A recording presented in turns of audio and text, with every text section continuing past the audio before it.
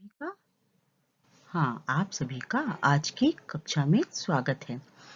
जैसा कि आप जानते हैं कि हर बार हम लोग वीडियो के माध्यम से आप लोगों को नया पाठ पढ़ाने का कार्य करते हैं। इन वीडियो के माध्यम से आप लोग अच्छी तरह से समझ पाते हैं, जान पाते हैं कि एक पाठ के अंतर्गत आपको किन-किन बातों पर ध्यान देना चाहिए और किन-किन मूल बिंदुओं को समझना और याद रखना है। तो चलिए आज का पाठ आरंभ किया जाता है और मैं उम्मीद करूंगी कि मेरे सारे विद्यार्थी पाठ को पढ़ने के लिए तैयार हैं। चलिए आगे बढ़ते हैं।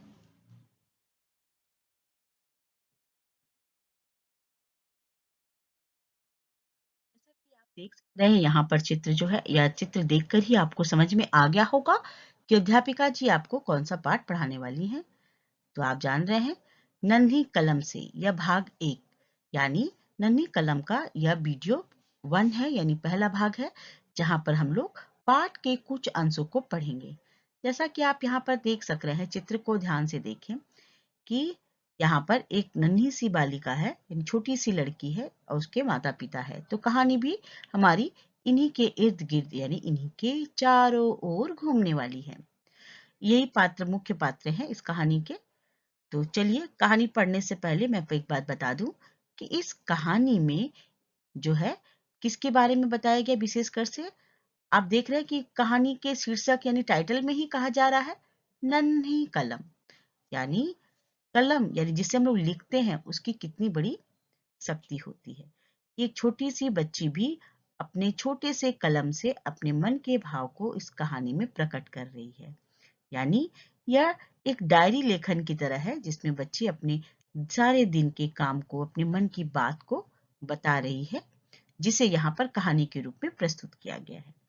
तो चलिए कहानी आरंभ करते हैं। शुक्रवार 17 अप्रैल 2000 यानी यहाँ पर आप जान समझ सक रहे हैं कि यह दिन था शुक्रवार का जब यहाँ पर डायरी लिखा जा रहा है। और महीना कौन सा है? अप्रैल का महीना। कौन सा महीना? अप्रैल का महीना। आज हिंदी की अध्यापिका ने हमारी हिंदी की कॉपियां जांचने के लिए मंगवाई थी। मैं अपनी कॉपी घर पर ही भूल गई थी। दरअसल कल बुआ जी का परिवार हमारे घर आया था। वे लोग रात में देर से गए, इसीलिए मैं रात में देर से सो पाई और सुबह भी देर से उठी। सुबह हड़बड़ाहट में बस्ते में कॉपी रखना भूल गई। तो क्या लिख रहे हैं? यानी ये जो लिखा जा रहा है एक बालिका के द्वारा लिखा जा रहा है और वह कब लिख रही है? शुक्रवार को 17 अप्रैल को लिख रही है। और यहाँ पर सन नहीं दिया, ईस्वी नहीं दिया हुआ है, लेकिन 2000 का ही है। और वो क्या बता रही है कि किस तरह से उससे एक समस्या हो गई है उसके में। क्या समस्या हुई? कि आज हिंदी की अध्यापिका ने हमारी हिंदी की कॉपियां जांचने के लिए मंगवाई थी। यानी शुक्रवार का दिन था। तो वह अपना कॉपी क्या हुआ? घर पर ही भूल गई। क्यों भूल गई? क्योंकि एक दिन पहले यानी बृहस्पतिवार के दिन बुआ जी का परिवार उनके घर आया था। वे लोग रात में देर से गए। कौन लोग? बुआ जी का जो परिवार है जो उनके घर में आया था वह देर से गए। इसलिए वो बता रही है कि वो रात में देर से सोई थी और सुबह भी देर से उठी। तो संभव ही है, ऐसा होना वाजिब है कि अगर कोई छोटी सी बालिका है तो वो अगर रात में देरी से सोएगी तो सुबह देर से ही उठेगी। और हड़बड़ाहट में यानी जल्दबाजी बोलिए चाहे घबराहट में बस्ते में कॉपी रखना भूल गई। चलिए आगे बढ़ते हैं।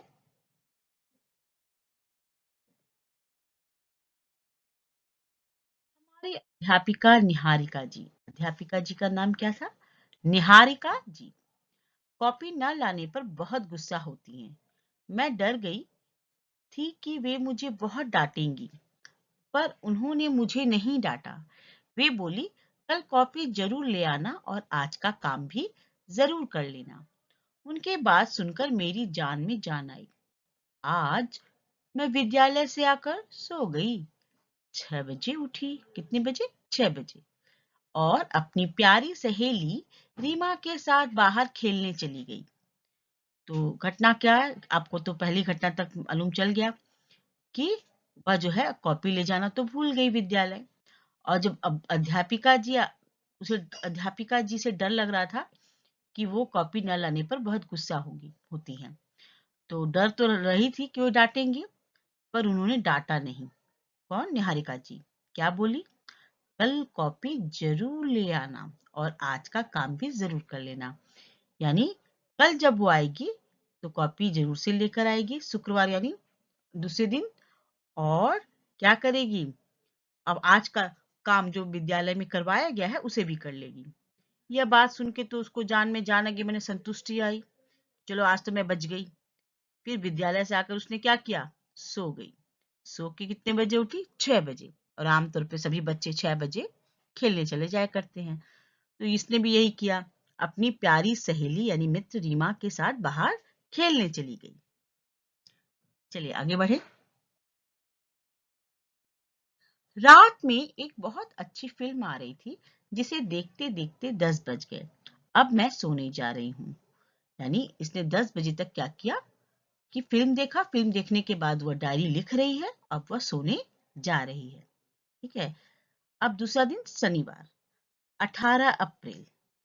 आज सुबह जैसे ही मेरी आंख खुली मुझे याद आया कि मैंने हिंदी का गृहकार्य नहीं किया है।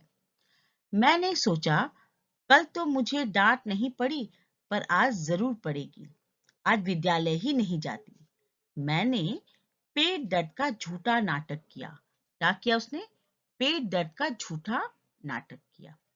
समझ में आ रही है कि तो यहाँ पर वो फिल्म देखने चली गई थी और 10 बज गए हैं। उसके 10 बजने पर उसने डायरी लिखा और सोने जा रही थी।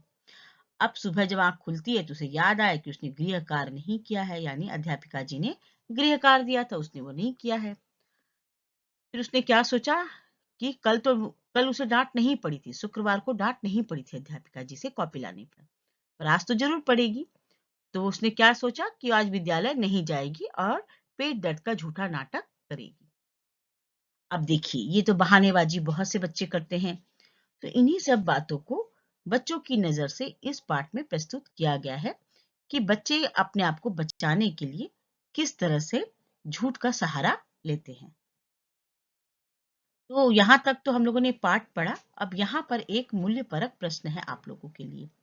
जैसा कि आप देख चक रहे हैं कि गृह कार्य आपको पसंद है तो क्यों, पसंद नहीं है तो क्यों, अपने अनुभव के आधार पर स्पष्ट करें।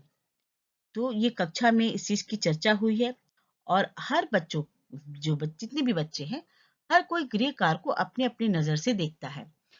किसी बच्चे के लिए ये आफत है, हाँ, किसी बच्चे के लिए ये जो है बहुत अच्छा है, अपने ज्ञान को, अपनी क्षमता को अपने माता पिता और अपने शिक्षक शिक्षिकाओं के सामने प्रस्तुत करने का। कुछ बच्चे तो इसे बहुत खुशी खुशी ग्रहण करते हैं, इसको पूरा करते हैं। लेकिन कुछ बच्चे जो है आलस के कारण इसे क्या समझते हैं कि ये उनके लिए मुसीबत है।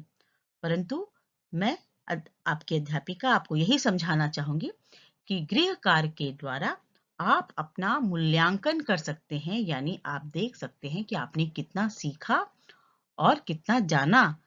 और फिर जब आप कुछ समस्या होती है तो आप थोड़ी सी किसी की सहायता लेकर अपने गृह कार्य को पूरा कर सकते हैं। तो गृह कार्य में आपको सहयोग देने वाले भी लोग हैं। और जब आप इस तरह से गृह कार्य पूरा करते हैं तो आप अपनी क्षमता को, अपने पठन को, अपने सीखने की बात को जान पाते हैं कि कितना आपने विद्यालय में उस पाठ से सीखा है। तो चले आगे बढ़े। मुख्य बिंदुओं पर चर्चा। हिंदी की अध्यापिका ने हिंदी की कॉपियां जांचने के लिए मंगवाई थी। बुआ जी का परिवार आने के कारण वर्तिका देर से सोई। सुबह हड़बड़ाहट में बस्ते में कॉपी रखना भूल गई। उन्होंने नहीं डांटा, अगले दिन कॉपी लाने को कहा। उन्होंने नहीं डांटा, अगले दिन कॉपी लाने को कहा। सहेली रीमा के साथ खेलने व फिल्म देखने के कारण काम नहीं किया। किसने की नहीं किया? वर्तिका ने। और पेट दर्द का नाटक किया। ये सारी घटनाएं हैं जो सिलसिलेवार तरीके से एक के बाद एक तरीके से होती हैं। तो अगर आप इन मुख्य बिंदुओं को भी याद करके रखते हैं तो आपको पूरी कहानी संक्षेप में याद हो जाएगी। तो चलिए आगे बढ़ते हैं। कलम से पाठ के कठिन शब्द। गृहकार घर का कार्य, हड़बड़ाहट यानी घबराहट जल्दी में, सहेली सखी या मित्र, नाटक यानी अभिनय, नाटक यानी अभिनय। और आपको क्या करना है, इन सभी शब्दों से वाक्य रचना का भी अभ्यास करना है। जैसे गृहकार, जैसे मैंने आज अपना गृहकार पूरा नहीं किया। हड़बड़ाहट, सुबह हड़बड़ाहट में उठने के कारण मैं अपने बिस्तर को ठीक करना भूल गई।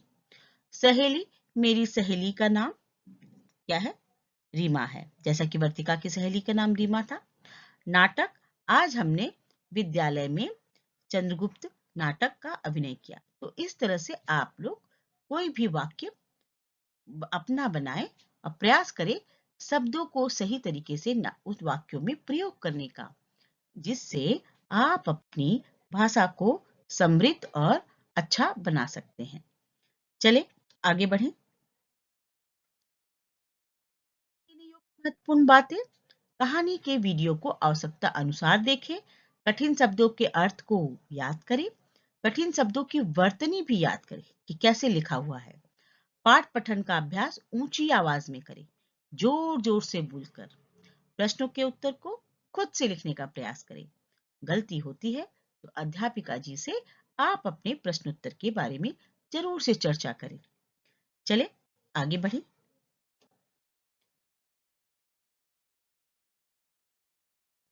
Learning outcome. तो प्रस्तुत पाठ के पठन के उपरांत विद्यार्थी निम्नलिखित बातों को अधिगम करने में सक्षम हुए।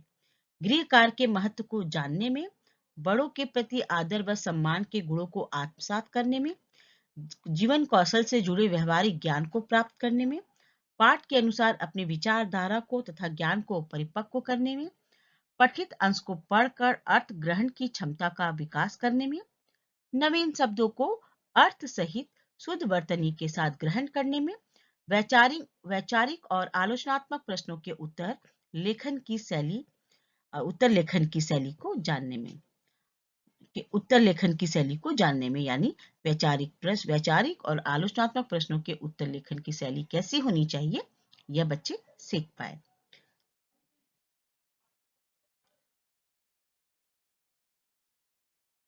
के लिए क्या, तब तक के लिए धन्यवाद। स्वस्थ रहें और अपना ध्यान दें।